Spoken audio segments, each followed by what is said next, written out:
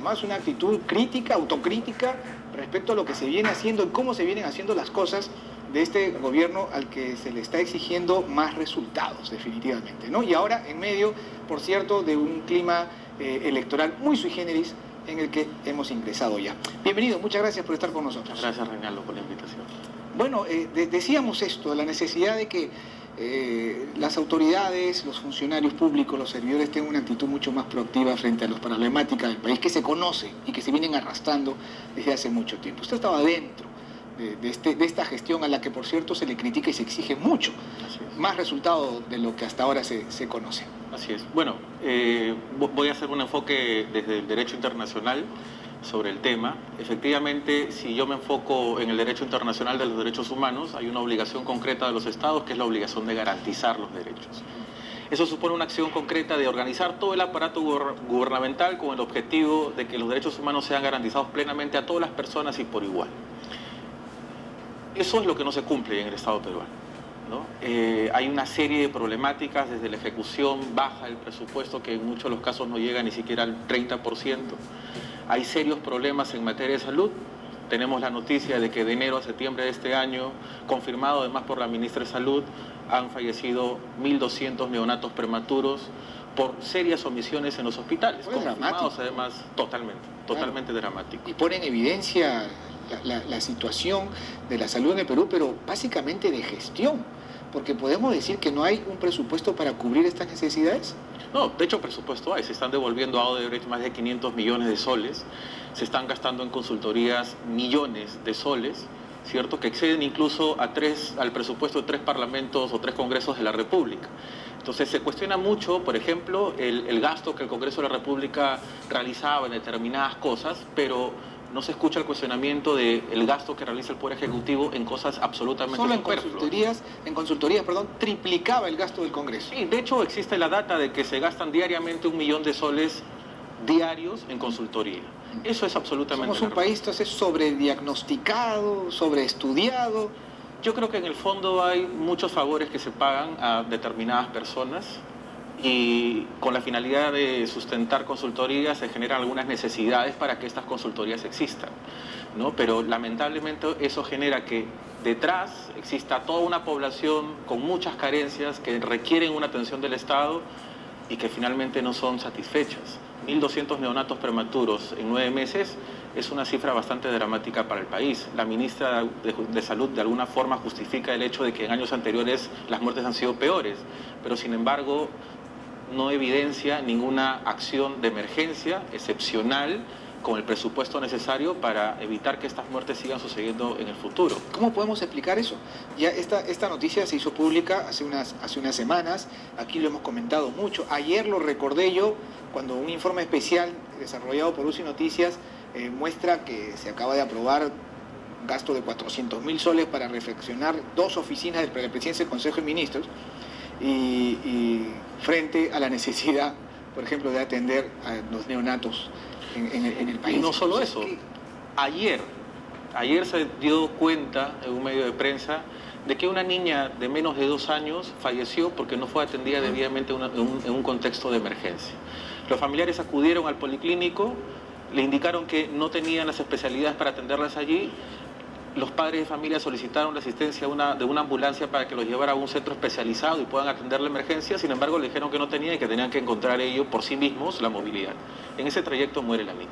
Eso es una omisión clarísima del Estado, que además, te digo, bajo la lógica del derecho internacional, comprometería la responsabilidad internacional del Estado peruano. Porque además ya pasó en Chile.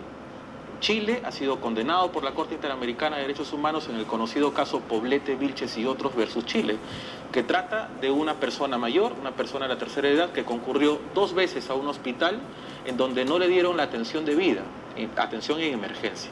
Los médicos no le recetaron lo que debieron, al momento de darle la alta, que no debieron de darle tampoco, no le indicaron cuáles eran los medicamentos y de qué forma debía de cuidarse en su hogar.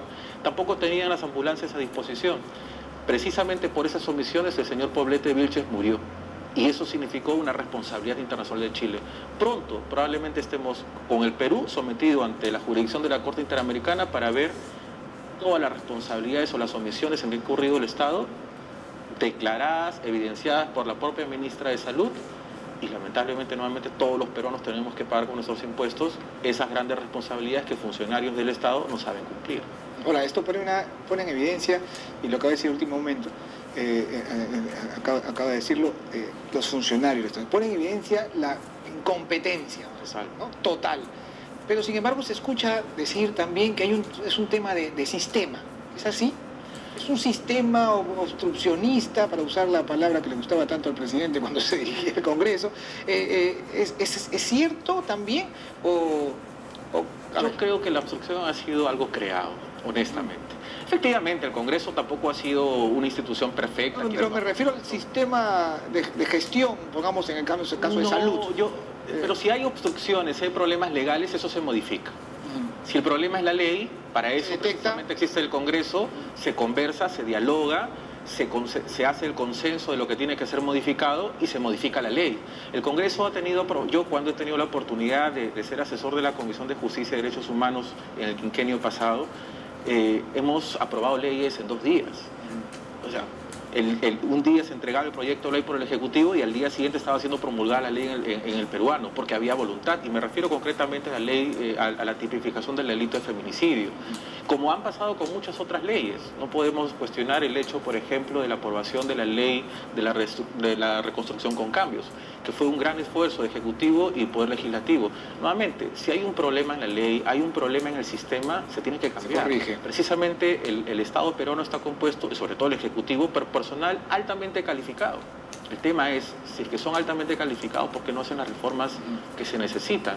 Si la ministra de Salud, por ejemplo, por tratar uno de los temas, ingresa a su sector y encuentra que hay un problema en el sistema, lo primero que tiene que hacer es declarar emergencia el sistema y hacer las reformas que corresponden para garantizar los derechos humanos de las personas, sobre todo los más vulnerables, los neonatos prematuros, muertos en el Perú, 1.200 hasta septiembre de este año, es una cifra bastante dramática y que no tiene ninguna excusa.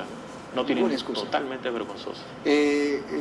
¿Por qué entonces ese respaldo del presidente? ¿Por qué no esa demanda de una respuesta más eficaz? Bueno, yo creo que el señor Vizcarra ha utilizado de un mecanismo populista.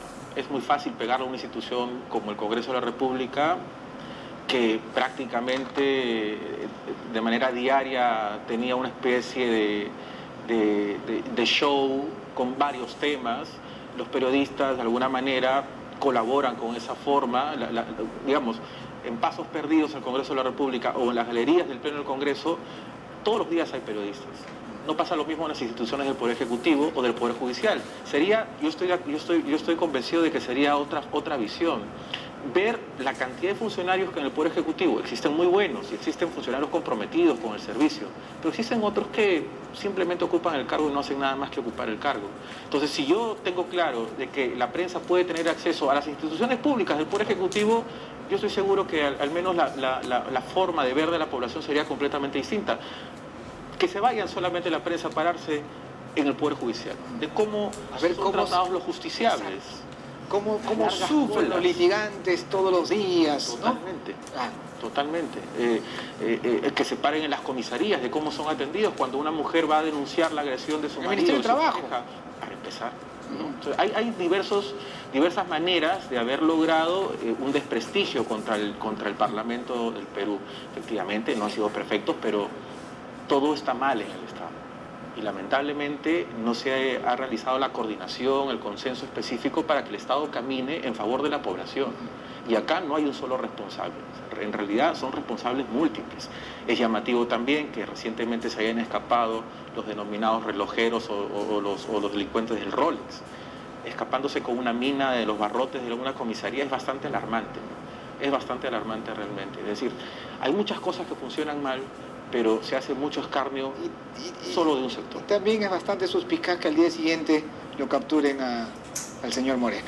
Totalmente. ¿No? Entonces pareciera que estamos guardando ciertas cosas para ver en qué momento. Y parece que el ministro Morán tiene cierta historia en este tipo de cosas. Para fabricar las cortinas de humo, ¿no? Para tapar esa seria omisión, esa seria irregularidad, ¿no? Esa seria irregularidad. Es decir, es más, de hecho, confirmaron de que el señor Moreno ya había estado siendo seguido durante un mes. ¿Por qué no lo detuvieron hace un mes? ¿No? Lo mismo con el señor Donaire. ¿cierto? A quien también se dice ya le habían estado haciendo el seguimiento y ya tenían ubicación del lugar en donde él estaba prófugo, pero no lo detenían. Ahora, con esta actitud autocrítica que ahora estamos conociendo de manera más amplia y más directa, debe haber sido usted una pieza un tanto incómoda en el Viceministerio de Justicia. Mire, cuando yo dejé el cargo de viceministro, me indicaron, a partir de un mecanismo que creamos en el Viceministerio de Derechos Humanos, que era la Mesa de Trabajo Intersectorial de Acción Urgente. El primer encargo que yo recibí al asumir el cargo fue atender a la población indígena en Amazonas. Sin embargo, cuando tratamos este tema de Amazonas, que era una problemática multidimensional, encontramos que la problemática de Amazonas se repetía en otros lados del país, concretamente en 4 regiones: Amazonas, Loreto, Cusco y Cajamarca.